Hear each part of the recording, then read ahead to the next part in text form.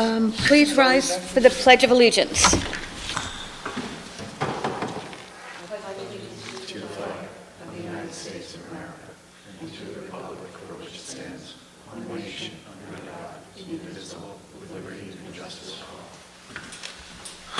Pauletta Bryant. Here. Judy Boucher. Here. John Green. Here. Scott Latham. Here. Brian Tobin. Here.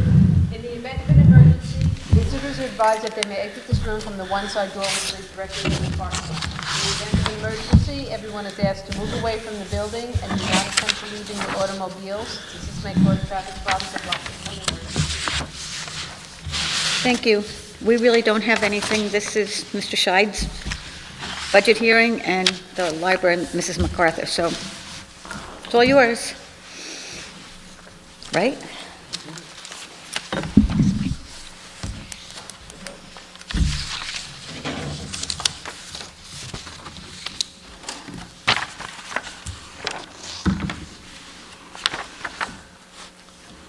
Okay, good evening.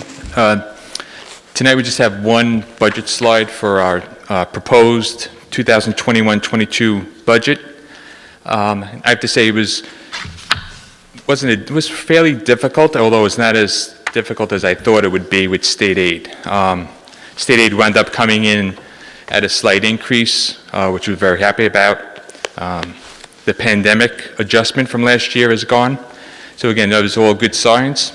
So just to go down the list, budget to budget increase, 1.92%.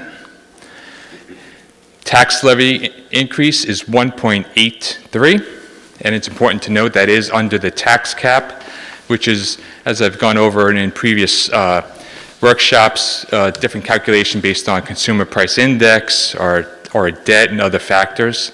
But like I said, the tax increase is under the budget limit. The budget maintains all current programs, staffing, same levels as this current year. It's also worth noting we are given back increasing factor what we use as reserves as a revenue source. Just to briefly what that means, right? We have reserves for specific purposes, retirement, unemployment, workers' comp. For certain reserves, we're allowed to use that money, basically reduce it in order to lower what we collect for taxes. And again, that increase was, I think, roughly 25%, because the reserves are, you build them up in the good years, and now we're going to try and use them during the bad years. Appropriate fund balance was increased a little bit. Again, that's just monies, our fund balance, again, that we use in the budget based on current year surplus. If you want to figure out your taxes, again, based on your assessment, it's 91.36 for every $100 of assessed valuation. Is there any questions?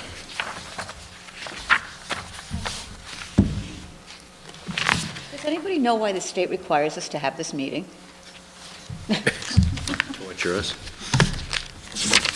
That would be my question, and nobody has the answer, so that was like a rhetorical question, I guess. Thank you. Would the library like to come up and chat like they love to do each and every year? No, just leave it. She'll go right. You're good, Chuck. Her PowerPoint's piggybacked on yours. Yeah. So you're good to go. Yep. So hi, everybody. Thank you for having me again. Over 2 decades worth I've been doing this, so I think I'm getting good at it. We'll see.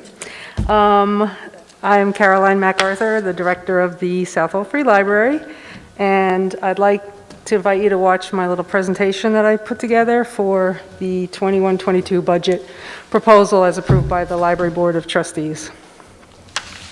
I put together something since it's been such a crazy year. I wanted to backtrack all the way back to last March when we all know what happened. I don't have to go into detailing that the library closed, as did the rest of the country. But we still really worked hard on pivoting our services, as of course the school did as well, gauging our patrons on Zoom, Facebook, YouTube, all of these are library programs. What my children's librarian did a great job of was organizing programs using craft items that people generally have in their houses, since we were all at home on pause, and she did story times, and I think we were pretty successful while the library was closed March through June, completely closed.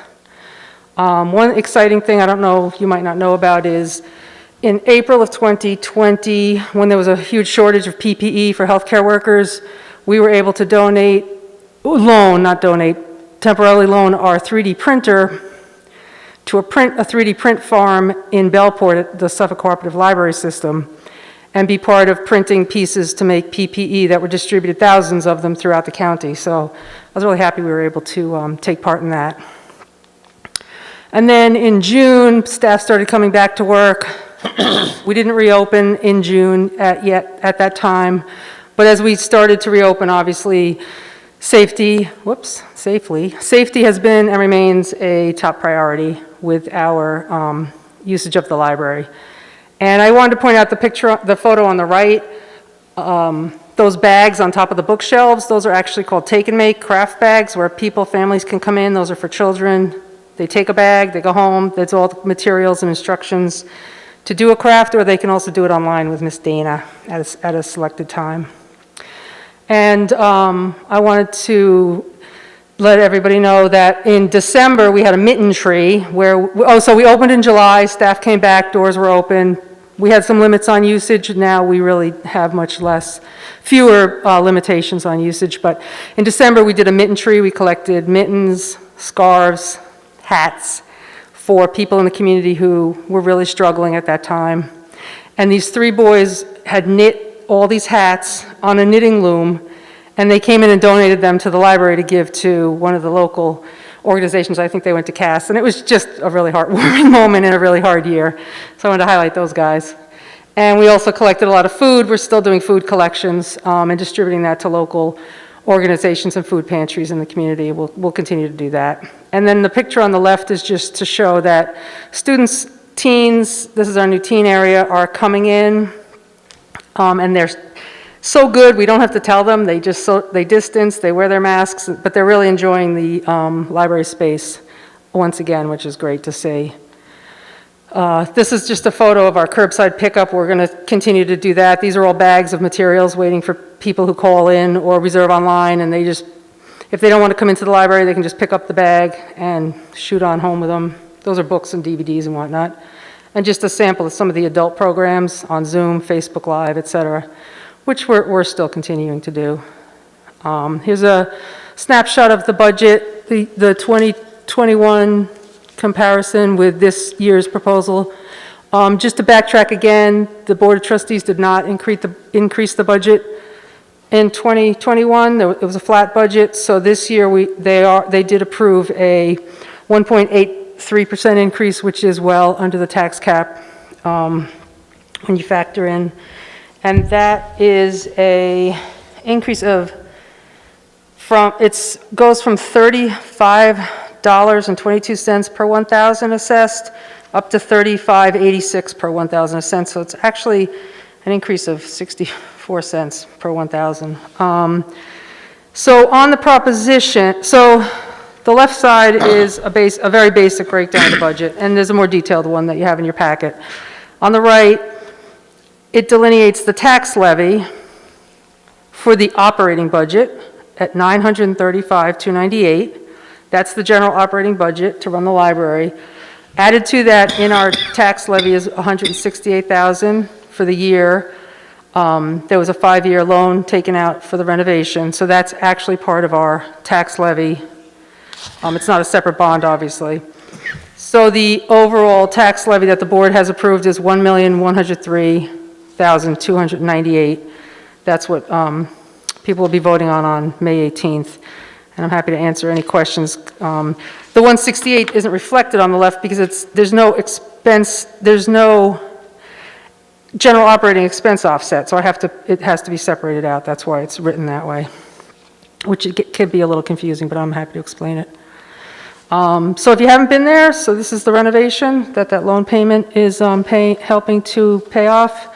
This is our new adult room with some seating areas that people are just coming back and loving. This obviously preserved all the historic features of that beautiful 1890s building. To the left is the new lobby area and circulation desk. The middle is a part of the new children's room, and on the right is our new history room, which was moved down to the first floor. It's basically front and center right off the lobby when you walk in, so we're really trying to celebrate our Southold's local history there, and it's really a gorgeous place to sit.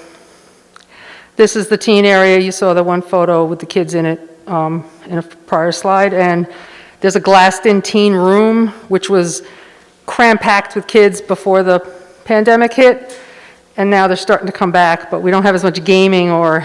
We had really, the whole concept of the renovation, part of the concept of the renovation was to have really hands-on activity, community activity spaces, and of course, that's been thwarted, but we're starting to come back, and the kids do like this little teen room, because they can close the door. So I would just highlight a few services, as I do have in prior years, about different library services you might not realize you can get at the library. We have museum passes, and there's a handout here with a list of them, including an Empire Pass, so that gets you into any state park. Guggenheim, Intrepid, you know, museums in the city and museums locally. They're free. You borrow it with your library card. You go to the museum with your family for free, and then you return it, and hopefully you had a fun time. The only caveat with that, of course, now is you have to call ahead and maybe reserve your time at the museum. We also have discount tickets to the Bronx Zoo and the Long Island Aquarium. Those you purchase, but they're at a deep, deep discount than if you just went there and paid the admission. We still loan out fishing poles and the telescope.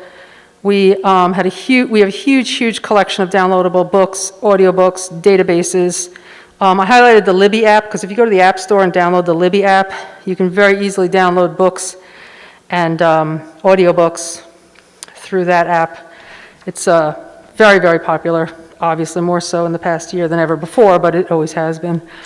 We have Ancestry Plus, which prior to the pandemic, was only available in the library. They would only sell it to libraries that you had to come to the library to use it, but since the pandemic, they've extended usage of that to your home, so you can log in with your library card and use free Ancestry Plus, the Ancestry.com database. There's a notary at the library, very popular service. That would be me. We did tax prep through AARP very safely, a very, very popular program this spring, and we'll do it again next year. They really accommodated the safety protocols very well. I was very pleased to see. The board approved no overdue fines. That was prior to the pandemic. That was just something we wanted to do. And we don't charge overdue fines anymore for any overdue books. You return them, you don't owe us anything. We're very excited to announce that we're going to have some outdoor programs this summer. In-person programming, we're going to actually see humans again. We're very excited for that. And a project that was done over the past year was the high school yearbooks were all scanned to DVD, and you can actually take one out on your library card and borrow it. And that was actually done for free through a prison program in the Midwest. They all got scanned. It's pretty cool. And I just think I said everything I wanted to say for now, and I'm wondering if you have any questions or you want me to stop talking. Okay. What's going on there? Thank you. Thank you. Lots of stuff. So if nobody said anything, motion to adjourn. Second? All in favor? Aye. Thank you.